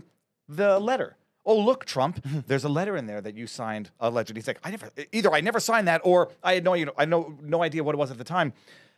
So the theory might be that the Epstein misleading from deep state players was the preemptive distraction from this, because this is bombshell stuff. Like this is legit treasonous conspiracy, to be distinguished from treason in law, conceptually different things. Politically treasonous versus criminally treasonous are two different things. But you look at Obama, you understand what they were doing. This was a criminal organization that had, by some miracle, lost the election and then said, as their insurance policy, we're going to manufacture this hoax out of whole cloth with opposition research financed by the DNC. then leaked to the FBI, leaked to the media, and then relied upon for this spying on the campaign. And you remember when they were like saying, oh, no, Obama's not wiretapping Trump campaign, it's lies. They were spying on Trump. And they used that to try to usurp power, to try to overturn his election, and to try to bog him down in 3 years of defending against Russiagate, making it impossible to do anything as a president. Could have led to World War III, because you are provoking a war with a nuclear-armed Russia. It arguably led to hundreds of thousands of people being killed in the Russia-Ukraine conflict. And it was done at the knowledge of that criminal, Obama, and his criminal organization. It's the biggest scandal in the history of America, period. Before I go to Humberto, and I want to go to you, I want to play a clip of Donald Trump. This is yesterday in the Oval Office where he goes scorched earth on Obama. And then, Humberto, I want your reaction. The witch hunt that you should be talking about is they caught President Obama absolutely cold, Tulsi Gabbard. What they did to this country in 2016, starting in 2016, but going up to 2020 in the election. They tried to rig the election, and they got caught. And there should be very severe consequences for that. You know, when we caught Hillary Clinton, I said, you know what? Let's not go too far here. It's the ex-wife of a president, and I thought it was sort of terrible. And I let her off the hook, and I'm very happy I did. But it's time to start, after what they did to me, and whether it's right or wrong, it's time to go after people. Obama's been caught directly. So people say, oh, you know, a group. It's not a group. It's Obama. His orders are on the paper. The papers are signed. The papers came right out of their office. They sent everything to be highly classified. Well, the highly classified's been released. And what they did in 2016 and in 2020, is very criminal. It's criminal at the highest level. So that's really the things you should be talking. Now, for her part, Tulsi Gabbard formally referred the case to the Department of Justice, demanding prosecutions of former officials, including Comey, Brennan, and James Clapper. She claims they manufactured and politicized intelligence and violated tradecraft standards in order to push a narrative of foreign election interference. Humberto. You know what America loves more than a comeback story? Public hangings. Revenge stories, all Public right? hanging. There's been, in the whole history in America, there's been 30 to 40 people that were charged with treason. 11 people have been found guilty of treason. Like, I know this is really vain and superficial, like I'm guilty, but man, get one treason charge to stick. Oh my God, my Trump boner will go out the roof. That'd be amazing. Imagine that. Like, You're not just getting A public treason. A public hanging of Obama. No, come on. What? That's Brad. a treason. No. Let's be careful calling for the public execution of a former elected president of the United States. I'm saying Wasn't that like what they do to treason people? That's why you can't. That's why people should not be using the word treason as the criminal accusation. It's very difficult. Well, but no, it's not difficult. It's inapplicable right now, and it should not be extended to, say, un-American conduct or anti-democratic conduct, because treason historically has been. This is again not my big brain material, but from what I understand, treason was specifically limited in the Constitution because under the British rule, they used it to go after any of their political enemies. It is not treason under these circumstances. It's politically treasonous, but what it might be is perjury, lying under oath, certainly lying under oath. And I mean, you could making false statements. What qualifies as treason? You have to be it has to be aiding and abetting an enemy in a time of war, which we're not. To summarize. The last guy that got charged with that was 2006, and he was involved. It was an American-born jihadist. I mean, that's when you're at war with Islamists and you join. And then you who else got charged with this? Have you guys heard about Tokyo Rose? Is this the fish girl you were talking about earlier? No, this is not the fish girl. Oh. This American girl, when she moved in Japan, she got captured, and since she spoke English, the Japanese made her run a radio show to disencourage the American troops, and she was forced by they were pointing a gun at her to run the show, and she will still sneak messages for the American troops to keep on fighting, and then they grabbed her. Took her here. It cost $500,000, so they had to charge her with treason. She did 10 years in jail and a $10,000 fine. a very interesting story if you guys want to dig into it. I mean, we have seen lawfare used against a president in the past. Look at what happened to Donald Trump leading up to the 2024 election. So do you guys see a similar case play out here? Because one thing Pat has talked about that I've listened to on the podcast and really walked away with thinking about is it's not about this administration using any type of, like, I'm doing a horrible summation of this. I'm trying to figure out the right way to phrase this. It's not so much this party that I'm worried about. It's about the parties that are elected in the future that abuse this power themselves, right? So when you look at what they did with Trump in 2020 through 2024 of the lawfare, you go, okay, well, they can do that. Well, now Trump can do it. He's in office. He can also use tit for tat. Yeah, tit for tat. But the problem is, once you get into that, it's always going to be a tit for tat. So at this point, I'm wondering, will we ever see anything come of this? Will we see Barack Obama put in handcuffs, just like Trump was put in handcuffs and marched and perp walked and a photo taken of him, a mugshot? Are we ever going to see an Obama mugshot, a Hillary mugshot, a James Comey mugshot? Is there ever going to be a day where those things exist? Obama never, Hillary never, Clapper maybe, Brennan maybe, Comey maybe. But take any one of it's them. not tit for tat. That's the problem. This is justice, not retribution. What they did to Trump was they literally changed laws to facilitate people suing him. E. Jean Carroll, for example. They literally manufactured evidence to spy on him. Kevin Kleinsmith, the FBI attorney, removed from an email that he was not a recipient to nor a sender of that Carter Page was a known asset to the CIA to manufacture the narrative that he was colluding with the Russians, but not foreign on behalf of intelligence in America or with their knowledge. They falsified evidence, lied to secret courts, spied on their political adversaries, and then tried to impeach them for this. People do need to go to jail for it. The problem is it's been referred to the DOJ, criminal referral referred to the DOJ, and it's on Pam Bondi's desk. Not to get cynical, the last time we heard that something was on Pam Bondi's desk, nothing much came of it, and it led to the debacle that is the Epstein thing right now. Yeah, what's she do all day? She does a lot of interviews, and it's not to be cynical. They've got a whole hell of a lot to do. I'm critical of Bondi's performance, even beyond Epstein stuff, like before the Epstein stuff. You know, not intervening with the Douglas Mackey prosecution. That was a Biden-era persecution for the meme. Not intervening in Dr. Kirk Moore's case, letting it go to trial and only settling it or only withdrawing the charges after massive public pressure. Pursuing the Roger Ver, Bitcoin Jesus, Biden-era prosecution. So Bondi's been failing before the Epstein debacle. Now it's been referred to her. And you got to keep the pressure on to actually bring justice to these criminals. James Comey is a effing criminal. He belongs in jail, if 100%. only because of the 8647, 100%. but because of everything. He lied under oath repeatedly. He belongs in jail. Brennan, I think, knows his day is coming. So now Bondi, it's on her desk and she's got to move. All right. Yep. When everything is urgent, nothing gets done. I think Epstein is incredibly important. It's a top priority. But if something is urgent, it's this. All right, because this is how they try to stop him, block him, and attack him personally. I think this will be a big win. If he gets just Comey, I'll be the happiest man on earth. You appreciate it. It arguably led to the war between Russia and Ukraine. Yeah. It arguably led to the deaths of hundreds of thousands of people that everyone thought Putin was a maniac who wanted to interfere and did interfere with American elections. And now you've got a war that cost 1 million people their lives. Can you explain the connection between the Russiagate and the Ukraine war for me? Because I'll be honest, I don't understand how the two correlate. Well, in a nutshell, you're demonizing, you're vilifying Russia. I mean, the simple version is you're vilifying Putin and Russia as a global threat, propaganda, creating the boogeyman. But also, I think a lot of the groundwork here was vilifying Russia for the purposes of Ukraine expansion into NATO and facilitating that proxy war. But the bottom line is you're trying to vilify a nuclear-armed Russia at the time to create this international boogeyman so that you could leverage that for the decade that came involving Ukraine. And the 2014 I think it goes deeper than that, and that's a really good point. I'm just trying to keep it relatively simple. but it framed Putin, because like imagine this, all right?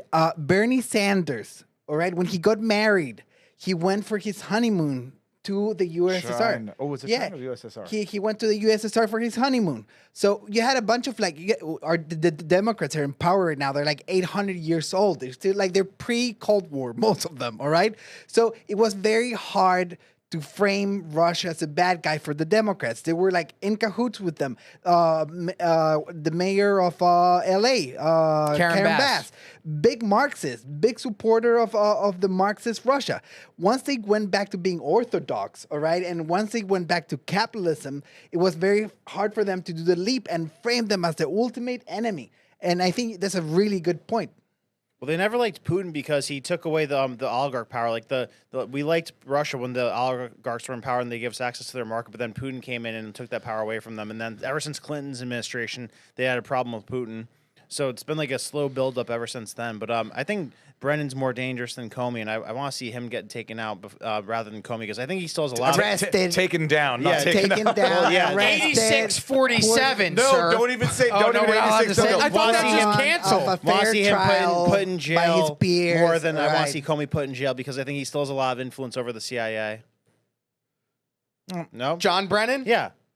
Well, I More mean, than we Comey. had John Curacao here, former not a CIA fan. agent. You're not yet. Oh, I thought you said you're not a fan. No, he's not a fan. Not a fan of John Brennan at all. Hey, And- John Brent's put him in jail. Yeah, it seems like John, if you ever look at the photo, there was that one photo of John Brennan where he just doesn't look like he's a pleasant person to speak to. Like, I can judge a book by its cover on that one. He looks like he's pissed off when he wakes up in the morning and he's pissed off when he goes to bed at night. And the entire day between when he wakes up and the time he goes to bed is how can I destroy humanity? That's how he fills his day. Pam Bondi, you're like, what does she do all day? She does interviews. She prosecutes people. What does John Brennan do all day? Tries to bring down humanity. That's what he does. So, all right, let's move on to somebody else that also isn't really the, yes, perfect, wonderful. Not exactly the best example of a Democrat. John Brennan, a Democrat, right? James Comey, socialist. a Democrat. Hillary Clinton, Democrat. Barack Obama, Democrat. Me, former Democrat, no longer registered Republican. Vote for me, 2020 something. Hunter Biden was on Channel 5 with Andrew Callaghan. Very interesting. My first question is, who the fuck thought this was a good idea? Who went in the Biden family and went, you know what? You should talk to the guy that goes and does illegal street racing with the Hamptons boys or whatever it's called. Yeah. Remember, he went around and it was like a bunch of kids from New Hampshire or somewhere. They were stealing Kia. They were breaking The into Kia Kia. boys. Kia, yeah. The Kia boys. How does that guy get this interview? I think he's just a fan of him, Here's the thing. which makes We've sense. reached out. We've all, like, what I love about working here is that I don't think I've ever worked for, we talk about the beauty of the Trump administration and their transparency. I don't think I've ever worked for a more transparent company who tells you exactly what they're all about and what are we about, an open space for debate. Pat thrives on it. He loves it. We invite, for every Steve Bannon that we invite on the podcast. You had Anthony Weiner on the phone for an episode. So it's Yeah, every Viva walk Frei, of that life. right-wing extremist. You saw the list. Yeah. So we try and open our studio open to both sides. And so we've invited Hunter Biden. We've invited Hillary Clinton. They're never going to show. But he shows up on this podcast, weirdly done in somebody's garden.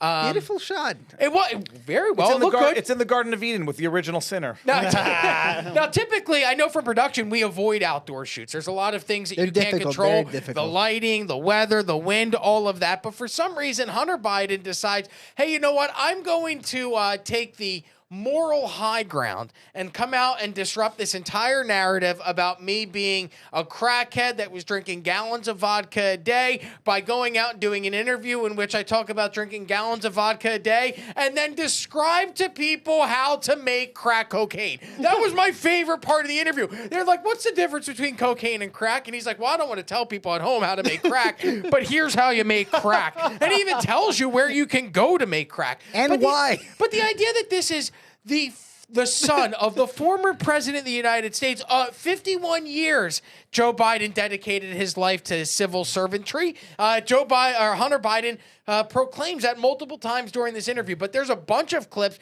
Connor, if you would be so kind. By the way, everybody, give a round of applause to Connor. Yeah. Working hard behind the scenes. The assets, the presentation, the podcast itself built by Connor. The new haircut. Connor, yes, and his nice haircut. Connor, could you kind of give us some play-by-play on the clips that we have here, since I don't know which ones we're going to play? So this first one is going to be Hunter talking about the role of migrants in the United States and what he thinks are ideal jobs for them to be doing. This is great. Can you imagine being so entitled? Now listen. Yeah. I don't know that many jobs that illegal migrants can do because I'm not that well versed in a lot of things, but mostly employment, economy, and illegal migrants. But I gotta assume that they're worth more than what Hunter Biden describes them as. Here's the clip. Before we get there, just one thing. Bear in mind, most people don't have the luxury, and I'll put it in quotes, of hiring illegals to do anything because most people operate within the confines of the law. But listen to what Hunter thinks about illegals.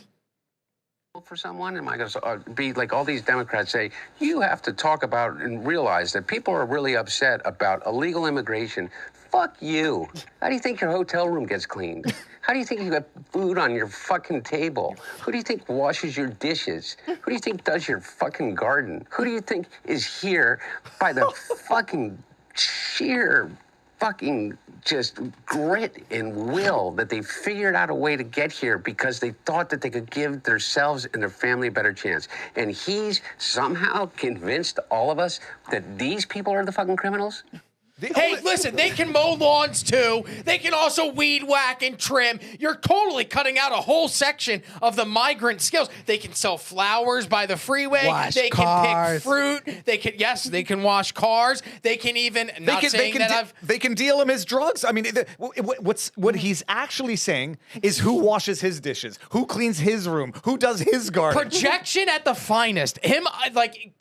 First of all, the guy is worth millions of dollars, and what has he ever done? He sat on the board of Burisma, the Ukrainian gas company, despite having zero background in Ukrainian gas or energy. He became a world-renowned artist whose art was selling for hundreds of thousands of dollars, yet he was never known to paint. The guy, like the idea that he claims sober, this reformed crackhead who, let's not forget, his brother died of cancer.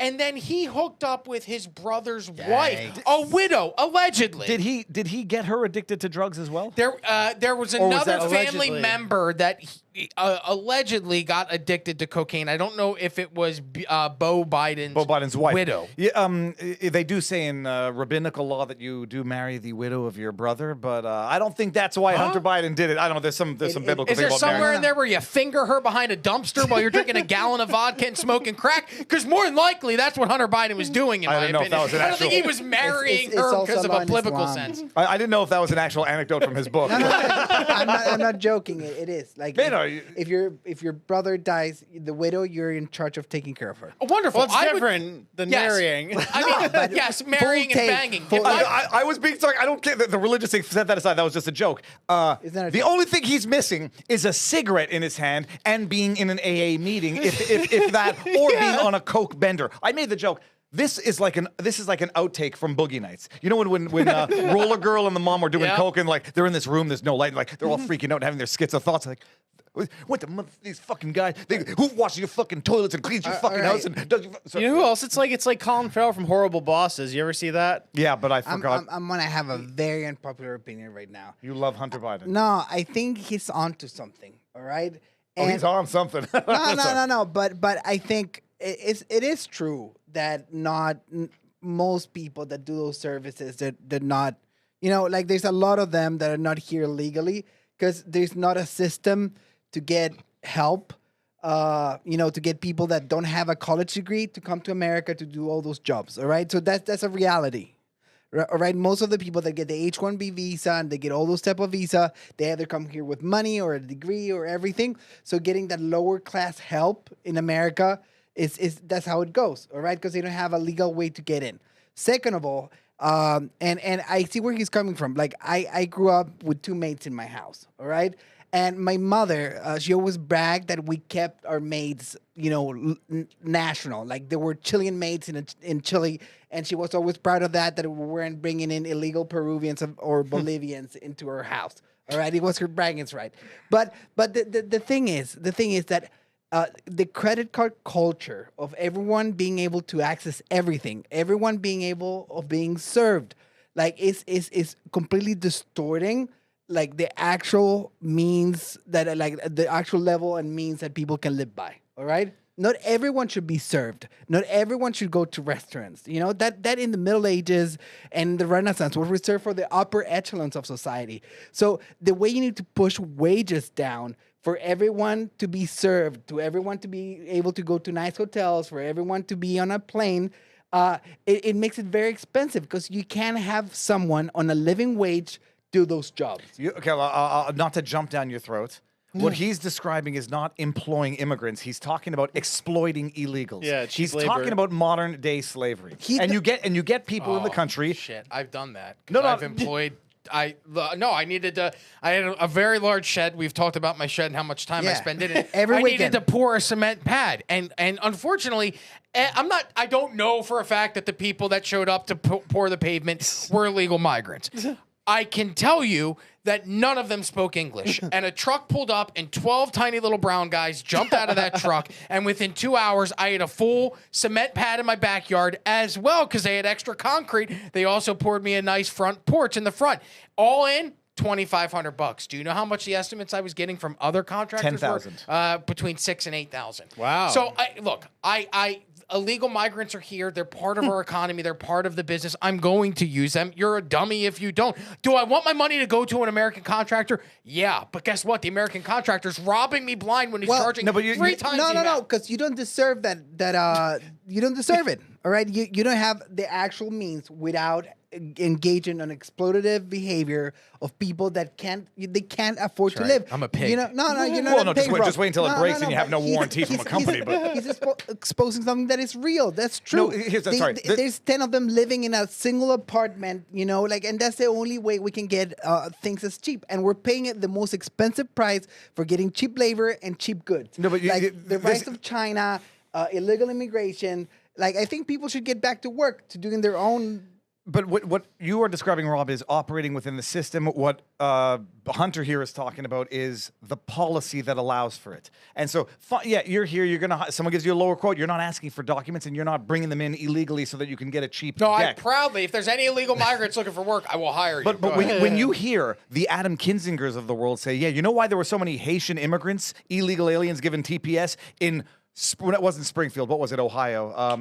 Bakersfield." No, I forget. Oh, my goodness. It was in Ohio. You know why they're there? Because nobody wants to work at the factories of these big companies. Well, first of all, bullcrap. But you know what it's called when you bring in people who don't speak the language, who are not mobile because they don't have licenses, who you can exploit for undervalued labor? That's called modern-day slavery, period. They're saying the quiet part out loud right now. Whether or not you employ someone who does it cheaper because they're here illegally and you're paying them cash, that's between you and them, and you take your chances. This is policy, and it's Democrat policy, and what's her face there? Jasmine Crockett said it best. We done picking cotton. We need a new era of slaves right now, and that's where they take illegals from and exploit them for all they can get. That was a good Jasmine Crockett. Mm. I didn't know you did impressions, but do it again. I'm gonna close my eyes. No, I can't. In fact, do it again, and I'm gonna guess who you are. We are done picking cotton, is what she said at the end. Morgan Freeman. Viva, bro, like, I sound horrible, but you know what I'm saying. Like, things, they cost something. A living wage is a living wage. All right, and not everyone. If you did not have illegals to exploit who did not speak the language, who were being kept couldn't literally access in human. that. No, you would actually pay it. Working in the field is not necessarily a life career. Working as a server is not necessarily a dishwasher. It's not a life career. You do it as a young person. You learn how to work. You learn responsibility, and you move on. That's it's a training very stage. true. That's very true. Right now, it's gone from a training stage of life to. If nobody in America wants to do it for $6 an hour, so we're going to bring in illegals who don't speak the language and traffic them and their children. Part of this is to hide inflation, because I mean, like, since we got off the gold standard and started printing money, they tried to hide inflation by offshoring jobs to China and importing immigrants to do things cheaper. It's all connected. No, I agree, but even offshoring to China, I believe, is exploiting of slave labor in a foreign country based on their laws. And so how do you avoid that? By making it illegal for an American company to create jobs in China? Tariffs is one way, and but bring I don't think that's going to solve back. the problem, though, because that's just making them move from China to, say, not Singapore, Vietnam. Well, no, but then you got to tariff Vietnam too, because when it comes to certain things like solar energy, China's offshoring to other countries to cloak the fact that it's still China manufacturing it. Yeah. Tariffs is one way, and also, I mean, people will pay for ethics, but the idea that we can't at this point in time, through technology, automate certain stuff and manufacture it cost effectively at home. Maybe I have the luxury of saying I'll pay a little more for made in America, and when I go out and get stuff, I to the extent possible. A fishing rod that's made in America, I have one. It was great. Yeah. All of this cheap crap is made in China through whatever labor they have there. But a separate issue here. What he's describing right now, once upon a time, was frowned upon. Remember when Joel Osborne said on the show with The View, like, Mr. Trump, if you kick out the immigrants, who's going to wash your toilets? And then they all went nuts on her. Well, now they're saying it proudly. I mean, Jerry Nadler, who's going to pick the fruits and vegetables that are going to rot in the fields, they are proudly espousing modern-day slavery, and they should be ashamed of themselves. Well, let's play. There's more clips. I had no idea this was going to devolve into an argument about illegal immigrants and wages. I was hoping we could learn more about how to make crack cocaine, which is why I watched the interview. What's the next clip that we have, Connor? Well, if you want to learn how to make some crack cocaine, here's Hunter explaining the difference between crack and powder cocaine. Thank you so much. No. Do you know what I mean? Like, well, because they think cocaine, Scarface, very cool. Yeah. Crack cocaine, they think The Wire. Oh, in that sense? Oh, absolutely. You know what I mean? Like, they don't know how Yeah. similar the chemical compounds are. Well, the only difference between crack cocaine and cocaine is sodium bicarbonate and water and heat, literally. That's it? Look That's how it. confident he is. And those things are pretty much free if you go to, like, a science store. This is free. You can go to your neighborhood convenience store and just get. Anyway, I don't want to tell people how to make crack cocaine, but it literally is a mayonnaise jar, cocaine, and baking soda. How different is the experience? It's vastly, vastly different. And like for real, I feel really reluctant to kind of have some euphoric discussion. I know you're not asking me to do that, but have some euphoric discussion about crack cocaine. I think this might be kind of the opposite here. Okay, no, it's the exact opposite. I'm saying I don't want to have the experience of some euphoric recall. That's how powerful crack cocaine is. Jeez. Does crack cocaine make you act any differently? No.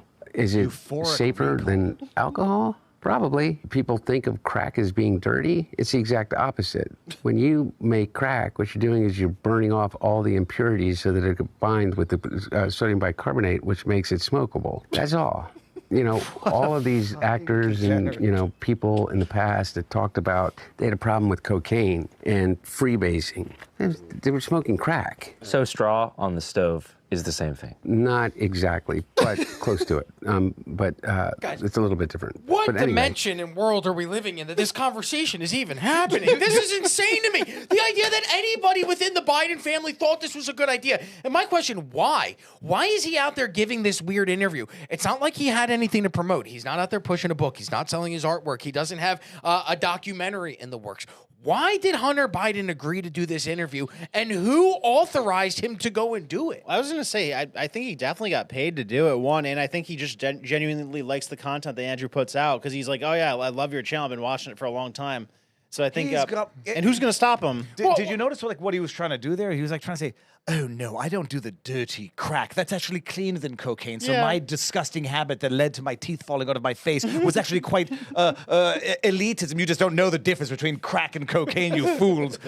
It's crazy. But interesting thing, just from an addict perspective, the idea of euphoric recall being enough to trigger a relapse is an interesting thing that I didn't pick up on. But no, dude, he's just trying to justify his own drug abuse to say, no, I was just as elite as the line-snorting cokeheads. You just don't know the difference between crack and cocaine. Yeah. I'm a snob. Humberto. I mean, look, he has nothing to lose. To your question, he has nothing to lose. There's no Democrat Party. Like, they have no leaders. He might run. No chance. He could be president. There was literally an article that came out yesterday in Politico. I believe it was Politico. He says it on the interview. Yeah. Where they said, well, no, this was Hunter Biden is the left's Joe Rogan. Remember how Pat has been saying the left is looking for a Joe Rogan after they lost their Joe Rogan? Well, now there are people out there claiming that it's going to be Hunter Biden who's going to fill the void to tap into the young male audience that the Democrats desperately All right, need. Rob, you do a lot of booking.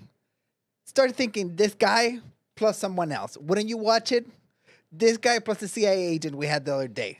Who? Hunter? Hunter, I'd watch it by himself, but I just don't understand the motive for him to go and do this. Hunter and to Laura go and Loomer. talk about all of these demons that he has held, that he has been very that have been played out in the public, but they're very private matters that should have been held or dealt with behind the scenes. They played out in front of the for the whole world to see very publicly, and then to go relive that during this interview. Just for me, it's like I don't understand the motive. It's brazen narcissism, is what it is. He wants to show the world that he's the smartest guy in the room. And they can't do shit to him. And they silenced him for the last year of Biden's presidency.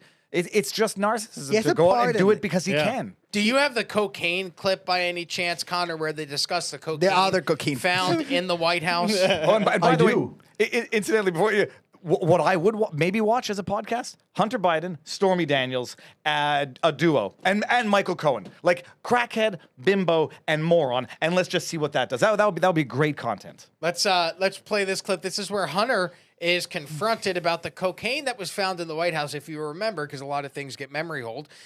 It was towards the end of Joe Biden's presidency where they found what was described, I believe, as a dime bag filled with cocaine inside, was it the West Wing of the White House? Yes, I believe it was the West. It was the one that had the most security in terms of explaining how the hell it got there. And here's Hunter Biden explaining whose cocaine that may have been. No. Do you know what I mean? Well, because they think cocaine, Scarface, very cool. Crack cocaine, they think The Wire. Sorry, wrong clip.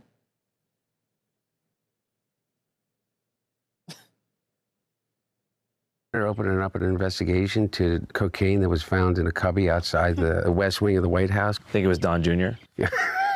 Oh, you're talking about old White House? Yeah, when my dad was there. Oh, so they just got to blame you automatically. Yeah, I mean, they're literally going to do an FBI, another congressional investigation, because they've convinced themselves that it had to be me, that there was a little tiny. And I guess my point of even bringing it up is that no. Rubs his nose. I have been clean and sober since June of 2019, and I have not touched a drop of alcohol or a drug, and I'm incredibly, incredibly proud of that. And why would you bring cocaine to the White House? Why would I bring cocaine to the White House, stick it into a cubby outside the Situation Room in the West Wing when I wasn't there? Anyway, who the fuck knows? And politicians, I mean, they do blow, right? Oh, I was right. Come on, cliffhanger. What a tease, man. No, I'm surprised he didn't say, I just told you I did crack, not cocaine. It was obviously wasn't mine, moron. I'm just, at this point, why not just own it? Anybody believe that it wasn't Hunter Biden's cocaine that was found in the White House? Who the hell else could it be? No, I mean, in fairness, it could be a lot of people. They would probably know better than bringing it in. But whenever anyone says, no, I didn't do it, and answers the accusation with a question, why would I have done that? Like, that's the duper's deception. Like, no, of course I didn't fucking do it is the answer. Why would I have done it and left it in the cubby outside the West Wing? Because I think I can get away with murder and probably have at some point in my life. And we live in a very sheltered, clean environment, but everywhere else that I worked in, like cocaine is very ubiquitous. Like everyone does cocaine. So weird to me because look, I was in a fraternity in college. I partied in high school. To my knowledge, I've never even seen cocaine in person. I know that people find that hard to believe, but I was always more the guy that was like, oh, they're smoking weed. I'll go hang out with that crew than I was, let me go beer bong this funnel that's from the top story of the frat house and has a plastic tube all the way down to the first floor. I wasn't ever involved in that kind of stuff. So I was kind of more with the stoner crowd than I was the partying with the booze and the coke crowd. So I'm 38 years old. I don't think I've ever seen cocaine in person.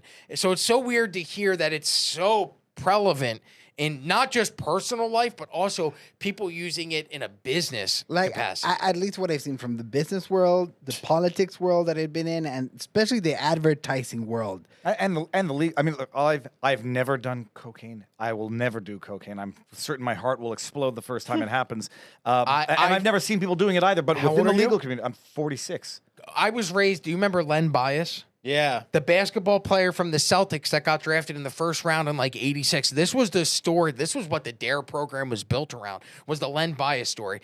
Guy gets drafted out of high school, goes to college, or out of college by the Celtics, one of the first or second or third picks in the first round of the draft, goes out that night, celebrates, does cocaine, heart stops, and he dies. And that was the story that was pounded into my head from as early as I can remember about cocaine was you don't end up like Len Bias. So for me, it's always been, when you say my heart's going to explode, I'm going to die, that has always been my fear when it comes to that drug, is what I've been indoctrinated with since I was very young. That's why I asked how old you are. It's a legit concern. I mean, it does cause high blood pressure and erratic heart rhythms. The other thing, Rob, that if you're not in the known, Cocaine is very invisible. It's very invisible. Matter of fact, I won't throw anyone under the bus. Some of my bosses at the ad agency, I will notice when they were off coke. Oh, so you knew they were on it so much you could tell when they weren't on it. Yeah. Okay. There's been times where I've been around people that I'm like, there's something wrong here. But I've never been that deep into drugs that I can guess or tell. It doesn't produce a smell. It doesn't produce smoke. It's relatively fast, easy to consume, very private. Someone walks in a bathroom, 10 seconds later, they come out. There's no smell. You just wipe the counter. And it's like cocaine is very invisible. But they have that sniffly habit, though, where they're like... Oh, yeah, they do get They do say, I remember with Charlie Sheen, they say like over time the nostril that you snort from becomes bigger than the other ones, and it's certainly inside eviscerates the Have canal. you ever seen, Connor, could you pull up Artie Lang, please? I don't know if you guys know who Artie Lang is. Artie Lang, comedian, was a co-host on the Howard Stern show. He had a very long, detailed history with cocaine and heroin. In the late 2000s, after he left the Howard Stern show, he was doing cocaine. Zoom in and let's show his nose. Oh, yeah. I know. It's awful because he's hilarious and I love him. And I've met him. One of the nicest, sweetest men in the entire world. I grew up listening to him. His nose collapsed in on itself because he did cocaine that had been, the glass had somehow found its way into the cocaine. He snorted the cocaine and the glass. It went in, infected his nose, and caused his entire nose to collapse. This guy was in movies in the 90s. This guy was on TV shows. That's the best they could fix. I mean, not to judge. Well, he's also an addict, so he can't go get facial reconstruction surgery because they would have to give him medicine to deal with the pain afterwards, and he doesn't want to get rehooked. Everybody remember that scene from Kindergarten Cop was the one that traumatized me from childhood. Was the girl in the movie snorted cocaine that had glass in it and then died. Oh my God! Unless I Kindergarten Cop. Kindergarten Cop. It was the scary intro scene with the girl, and then she snorts cocaine, and like blood comes out of her nose, and I think it had broken glass in it. Fact check me in real time, Are you people. thinking about Pulp Fiction? No. Oh no. That was old. No, I'm Kindergarten Cop with Arnold Schwarzenegger, and that bad guy, the dude. Dude, okay, everyone's gonna look it up. That was a kids movie. It was, but I remember that, and it traumatized me for life. But, Kindergarten Cop. Okay, let's see. I'm not seeing it. In the legal community, no, it'll come up. I'm fairly certain it's the intro scene, the beginning scene of the criminality. It was a blonde girl. There was a young guy with her. What was I about to say? In the legal community as well, cocaine is pretty prevalent. But I mean, if you don't go out at night, you stay home, you keep your schmeckle in your pants, you get married, have kids, and don't futz around, you can avoid a lot of problems in life. All right, I know we got to wrap up, Connor. Is there any other clips you want to show, or are we good? So, your call. We can either watch him talking about Biden being on Ambien or watch him cursing out George Clooney. Ambien. Ambien? Yep. Yeah. Clooney or Ambien? Ambien. All right, the panel says Ambien. Roll it with the Ambien, please. I'll tell you what, I know exactly what happened in that debate. He flew around the world, basically, the mileage that he could have flown around the world 3 times. Yeah. He's 81 years old. He's tired as shit. They give him Ambien to be able to sleep. He gets up on the stage, and he looks like he's a deer in the headlights. And it feeds into every fucking story that anybody wants to tell. And Jake Tapper, with literally how many anonymous sources. If this was a conspiracy, Andrew, you know this, somehow the entirety of a White House in which you literally living on top of each other has kept their mouth shut about, like what? And what's conspiracy? Yeah. That Joe Biden got old? Yeah, he got old. He got old before our eyes. Well, so first of all, the claim that, it'd be a conspiracy, you'd have to have everybody that's living in the White House be silent about it. You're seeing all these people come out from the White House who aren't being silent about it. Karine Jean-Pierre has a book coming out at the end of at September, I believe. We've been in touch with the book publisher about having her on the podcast to promote the book. I'm not a big fan of her, but I'll do it because it's best for the audience. The best way for the audience to learn about what was going on from the Biden White House is to have people that were in the Biden White House come on, as much as I dislike it. And then Vinny brought up this point yesterday on the PBD podcast, and it was a great point that I seem to have forgotten about. Let's not forget, where was Joe Biden the week leading up to that debate? He wasn't in the White House. He wasn't flying around the world. You know where he was for the week leading up? Camp David, prepping. For 2 weeks. He was on vacation. I thought it was a week, maybe it's 2. He was on vacation for at least the week leading up to the debate, and he was prepping. They were rehearsing. They were practicing. There's no way that the dude was on Ambien that day. He has dementia. Can we stop with the bullshit? He might have been, because I think that they gave him stimulants like in times where they wanted him to perform well. Like at the State of the Union, he was like more alert than usual. I think they gave him stimulants for The that one to with make the him look red good. lights. And then they when they gave wanted methamphetamine that night, he pulled a Hitler moment. and when they wanted him to seem like he was incompetent or seem like he was falling apart, they gave him the Ambien because they wanted to replace him. They did like a coordinated attack on him after that debate, like where all of CNN's panel was saying like, "Wow, that was scary. We gotta replace him now." How disgusting if those rumors are true. I remember there were reports that he was walking around the White House nude at times. There was also Chasing his reports dog. from the Secret Service that he would get lost in the closet of the White House. So meanwhile, the poor guy is in his 80s and they're drugging him up to go speak and then they're drugging him to go to sleep. It's like, And telling you he's good for another 4 years. By the way, who hasn't chased their dog around the house naked from time to time, high on Ambien? I don't take Ambien either, by the way. But the explanation on its face doesn't make sense. He was flying around the world exhausted. So they gave him Ambien? You're exhausted. You don't need Ambien at that point. Just take a nap. I hadn't thought about the fact that if they did give him Ambien, it would have sabotaged. I did think that they laid up Joe Biden for that failure so he could be replaced because they knew at that point that he had to be replaced. But coming to the conspiracy, if there was a conspiracy, everyone keeping quiet in the White House, they did keep quiet for 4 years. They're only talking now. Some of them, the others are pleading the fifth, still keeping quiet. It was a conspiracy to hide his dementia, and whether or not they sabotaged him with Ambien or that's his cope for his dad being utterly incomprehensible that night, neither is a good explanation. Humberto. Have any of you done Ambien? No, I want to. Because I Why? can't, because I don't sleep well. I'm up multiple times a night. And like last night, I didn't go to bed until 12:30. I was up at 6. So I'm only getting 5.5 hours of sleep. And I'm also waking up in the middle of the night and either moving from the couch to the bed or going from the bed to the bathroom to pee. But I no longer get a full night's sleep. So yeah, I've wanted Ambien bad. If you get woken up after you take Ambien, like you will look like Joe Biden. So it's not completely out of the realm of possibilities. He's probably taking 6-7 pills. Pop one in. Oh God, I have the the debate, and then he was on Ambien. Like it looks like an Ambien guy. Set aside like what he said. He got old before our eyes. All right. Anyone that has older family, grandmothers, mothers, the decline on it could be a year from going like fully operational, like member of society to someone you have to take care of. So, and 8 years is a long time. My uncle, this is so weird. It's not dementia, but he went through health problems towards the end of his life. He was diagnosed with mad cow disease. I didn't even know you could still The Jacob Creutzfeldt Yes, disease. he got it. He served in the military in Germany in the That's a bad 70s way to to go, by the 80s. way. Yes, it's awful and it's quick. He was an anesthesiologist. He was putting people to sleep 3 months before he died, and then the rapid degeneration of that to the point where he couldn't move, he couldn't speak. You see this happening with Bruce Willis, right? Right now, they're talking about Bruce Willis can't read, speak, walk on his own. It's horrifying to hear, but it's like this. It goes so quick. And so, to your point, what you were saying about another 4 years of Joe Biden, It was a lie. It was a lie, and they all knew it. you know what would have happened? Joe Biden would have died in office. He has cancer. Nobody's even talking about the rectal cancer that he currently has.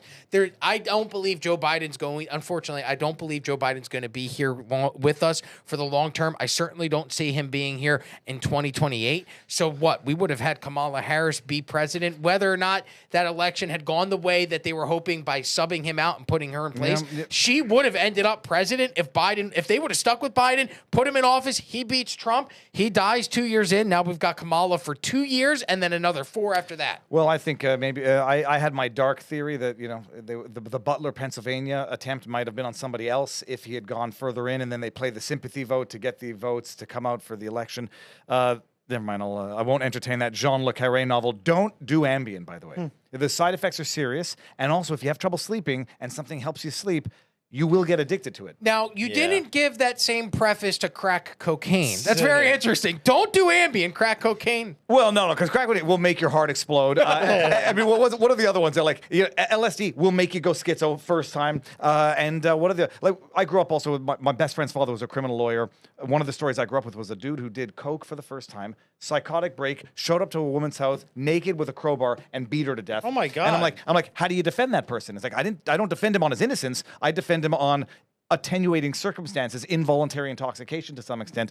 But no, don't do drugs, kids. Yeah, Despite what Rogan says. All right. Well, unfortunately, that is it for today's podcast. We'll leave on that very depressing note. Thank you very much for that. New York Times recognized and Rolling Stone recognized Viva Frei. Guys, real quick before we wrap up, where can people find you? Connor, Brandon, you have your own channel. You've got Manect. You've got socials. Where can people find you? Yeah, Brandon Aceto on Manect, YouTube, and X, everything. You can find me there. Humberto.